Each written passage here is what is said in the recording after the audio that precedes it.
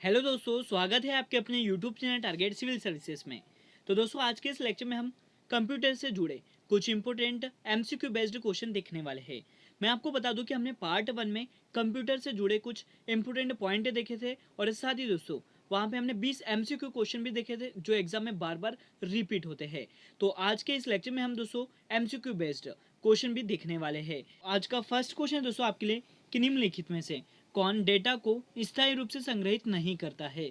तो कौन संग्रहित नहीं करता है? रैम। यहाँ पे करेक्ट आंसर हो जाएगा ऑप्शन बी। यहाँ पे हम दोस्तों बात करें रैम के फुल फॉर्म की तो यह होता है रैंडम एक्सेस मेमोरी, और रोम की बात करें तो ये होती है दोस्तों रीड ओनली मेमोरी। तो आपको क्या याद रखना है यहाँ पे कि रैम डेटा को स्थायी रूप से संग्रहित नहीं करता है। नेक्स्ट क्वेश्चन दोस्तों कि विंडोज में किसी टेक्स्ट को ढूंढने के लिए किस कुंजी का प्रयोग करते हैं। तो यह प्रयोग किया जाता है कंट्रोल एफ का। यहाँ पे करेक्ट आंसर हो जाएगा ऑप्शन सी। और अब चलते हैं अगले क्वेश्चन की ओर। आपके लिए अगला क्वेश्चन है दोस्तों कि कंप्यूटर का जो सबसे महत्वपूर्ण भाग है वो कौन सा होता है। तो कंप्यूटर का जो सबसे महत्वपूर्ण भाग है वो है सीपीयू। यहाँ पे करेक्ट आंसर हो जाएगा ऑप्शन ए। यहाँ पे दोस्तों मैं आपको बता दूं काफी बार एग्जाम में सीपीयू का फुल फॉर्म भी पूछा जाता है। तो ये क्या होता है? तो यह सेंट्रल प्रोसेसिंग यूनिट होता है। याद रखना आपको कि ये जो सीपीयू है यह कंप्यूटर का सबसे महत्वपूर्ण भाग है।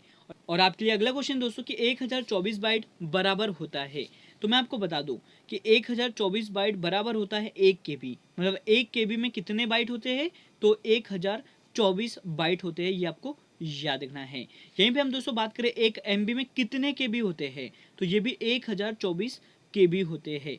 और यहीं पे हम बात करें दोस्तों कि 1 जीबी में कितने मेगाबाइट होते हैं, तो 1024 मेगाबाइट होते हैं।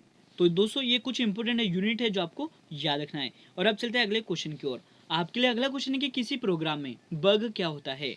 तो दोस्तों मैं आपको बता दूं कि किसी भी प्रोग्राम में जो बग होता है वह एक एरर होती है। यहाँ पे करेक्ट आंसर हो जाएगा ऑप्शन बी। याद रखना आपको कि किसी भी प्रोग्राम में जो बग है वो क्या होता है, तो यह एक एरर होती है। नेक्स्ट क्वेश्चन है कि पीसी का जो अर्थ है वो क्या होता है। तो पीसी का जो अर्थ है दोस्तों मतलब पर्सनल कंप्यूटर होता है। यहाँ पे करेक्ट आंसर हो जाएगा ऑप्शन ए, व्यक्तिगत कंप्यूटर। और यहीं पे मैं आपको बता दूं कि ये जो पीसी है मतलब पर्सनल कंप्यूटर है, इसे दोस्तों माइक्रो कंप्यूटर भी कहा जाता है। नेक्स्ट क्वेश्चन देख लेते हैं कि निम्नलिखित में से कौन सा कंप्यूटर को टेलीफोन लाइनों का प्रयोग करके डाटा अंतरित करने की अनुमति देता है। तो यह कौन देता है दोस्तों? मॉडेम। यहाँ पे याद रखना है मॉडेम देता है यह अनुमति कि मॉडेम कंप्यूटर को टेलीफोन लाइनों का प्रयोग करके डाटा अंतरित करने की अनुमति देता है। करेक्ट आंसर हो गया यहाँ पे ऑप्शन सी। नेक्स्ट क्वेश्चन दोस्तों कि कोई कंप्यूटर प्रोग्रामर क्या करता है। तो कोई भी जो कंप्यूटर है उसका प्रोग्रामर वह कंप्यूटर के लिए सभी प्रकार का चिंतन करता है। यहाँ पे करेक्ट आंसर हो जाएगा ऑप्शन ए। अगला क्वेश्चन है कि पहला सक्रियात्मक इलेक्ट्रॉनिक अंकीय कंप्यूटर कौन सा है। तो ये है दोस्तों एनिएक। यहाँ पे करेक्ट आंसर हो जाएगा ऑप्शन ए। यहाँ पे हम दोस्तों बात करें कि ये जो एनिएक है इसका फुल फॉर्म क्या होता है, तो electronic numerical integrator and computer, ये इसका फुल फॉर्म है। तो याद रखना आपको कि पहला सक्रियात्मक इलेक्ट्रॉनिक अंकीय कंप्यूटर कौन सा है, तो एनिक है। और अब चलते हैं अगले क्वेश्चन की ओर। आपके लिए अगला क्वेश्चन है कि 1 बाइट बराबर होता है। तो दोस्तों मैं आपको बता दूं कि 1 बाइट बराबर होता है 8 बिट। याद रखना कि 1 बाइट बराबर कितना होता है, 8 बीट होता है। यही पे हम दोस्तों क्वेश्चन करें आपसे कि 4 बाइट बराबर कितना होता है, तो 32 बीट होता है। मतलब आपको याद रखना है, ये टर्म याद रखना है, मतलब ये फॉर्मूला याद रखना है आपको कि 1 बाइट बराबर कितने बीट होते हैं, तो 8 बीट होते हैं। नेक्स्ट क्वेश्चन है कि निम्नलिखित में से कौन सा डेटा स्थायी रूप से संग्रहित नहीं होता है। तो ये कौन सा नहीं होता है? बी, मतलब ऑप्शन बी यहाँ पे करेक्ट है, रैम। ये दोस्तों आगे क्वेश्चन हमने कर लिया है। अगला क्वेश्चन था कि विंडोज में किसी टेक्स्ट को ढूंढने के लिए कौन सी कुंजी प्रयोग करते हैं, तो कंट्रोल एफ, ये भी करेक्ट आंसर है। और अब चलते हैं अगले क्वेश्चन की ओर। आपके लिए अगला क्वेश्चन है कि एम एस वर्ड का जो उदाहरण है वो क्या है। तो एम एस वर्ड दोस्तों किसका उदाहरण है? एप्लीकेशन सॉफ्टवेयर का। याद रखना है आपको कि ये जो एम एस वर्ड है ये उदाहरण है किसका? एप्लीकेशन सॉफ्टवेयर का। अगला क्वेश्चन है कि निम्न में से कौन सा ऑपरेटिंग सिस्टम नहीं है।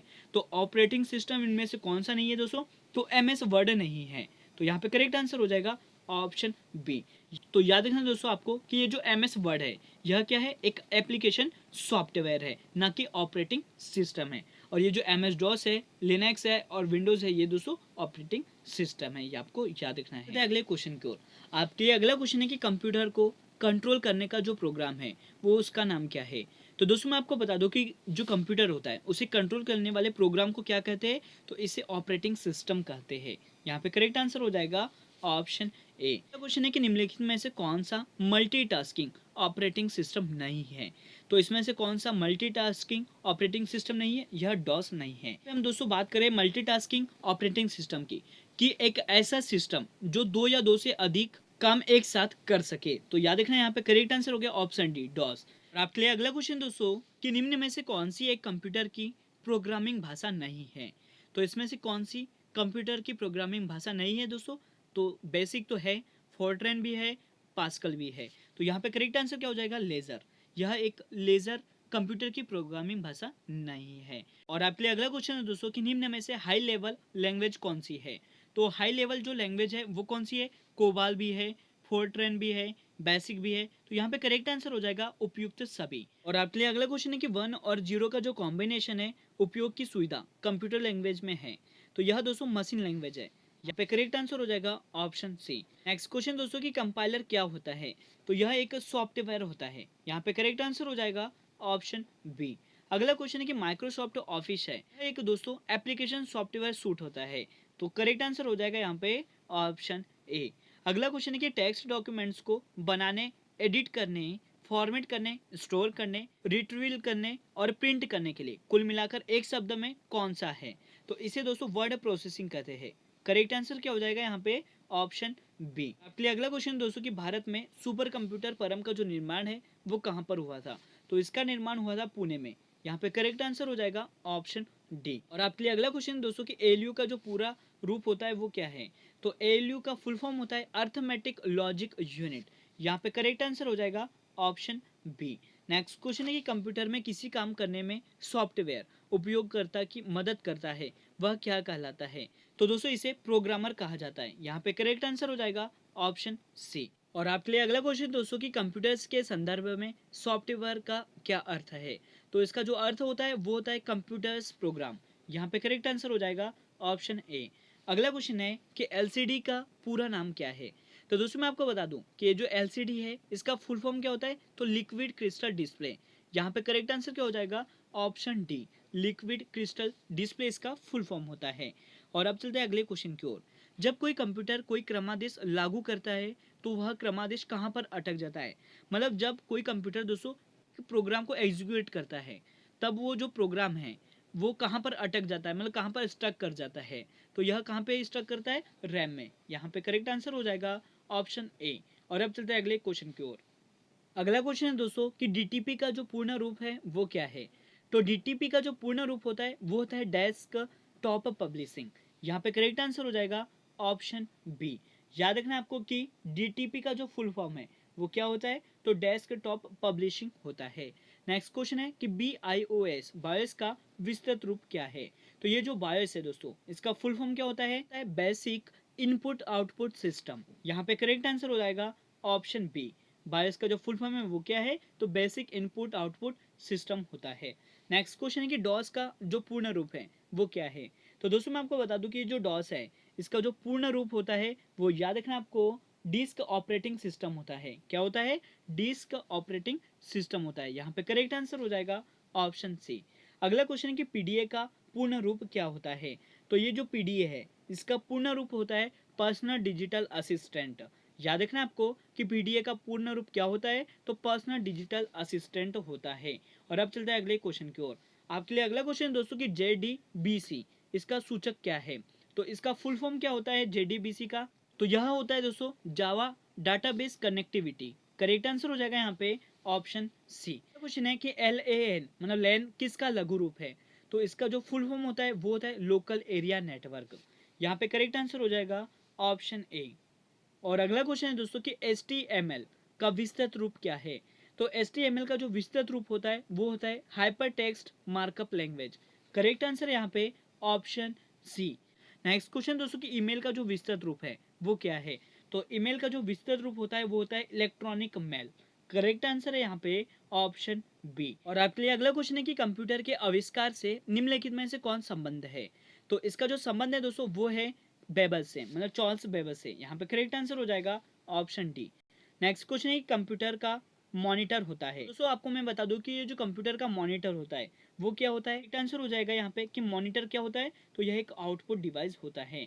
नेक्स्ट क्वेश्चन कि निम्न में से कौन सा हार्डवेयर नहीं है, तो हार्डवेयर कौन सा नहीं है इसमें, याद रखना है आपको, जावा हार्डवेयर नहीं है। याद रखना है दोस्तों, करेक्ट आंसर क्या हो जाएगा यहाँ पे, ऑप्शन डी, जावा। नेक्स्ट क्वेश्चन है कि कंप्यूटर मेमोरी में रहता है, तो डाटा कहाँ पर रहता है, प्रोग्राम में। करेक्ट आंसर हो जाएगा यहाँ पे ऑप्शन डी, प्रोग्राम। और आपके लिए अगला क्वेश्चन है दोस्तों कि लाइट पेन और जॉयस्टिक किसका उदाहरण है। तो मैं आपको बता दूं कि ये जो लाइट पेन और जॉयस्टिक है यह दोस्तों एग्जाम्पल है इनपुट डिवाइस का। यहाँ पे करेक्ट आंसर हो जाएगा ऑप्शन बी। और आज का लास्ट क्वेश्चन है कि पहला इलेक्ट्रॉनिक कंप्यूटर ENIAC किसके द्वारा विकसित किया गया था। तो यह दोस्तों विकसित किया गया था जे प्रेस्पर एक्सकर्ट और जॉन मॉचिल द्वारा। यहाँ पे करेक्ट आंसर हो जाएगा ऑप्शन थर्ड, उपयुक्त दोनों। और दोस्तों मैं आपको बता दूं कि अब तक हमने कंप्यूटर के 60 MCQ क्वेश्चन कर लिए हैं। मतलब टोटल हम 100 क्वेश्चन करने वाले हैं, जिनमें से 60 क्वेश्चन हमने कवर कर लिए हैं। और आपको नेक्स्ट लेक्चर में दोस्तों 40 क्वेश्चन और कवर करवा दिए जाएंगे। ये जो क्वेश्चन है, मतलब ये जो 100 क्वेश्चन है कंप्यूटर के, ये बहुत ही इंपॉर्टेंट क्वेश्चन है जो एग्जाम में बार बार पूछे जाते हैं। तो इनको दोस्तों आपको बहुत ही ध्यान से देखना है, और इसकी जो PDF है वो आपको टेलीग्राम चैनल पर मिल जाएगी। तो दोस्तों आज का लेक्चर यहीं पर एंड होता है। अगर आपको हमारा लेक्चर और आपको हमारी मेहनत अच्छी लगी हो तो इसे लाइक जरूर करें, शेयर भी करें। मिलते हैं दोस्तों अगले लेक्चर में। Thank you so much guys for watching this video. Bye bye, take care.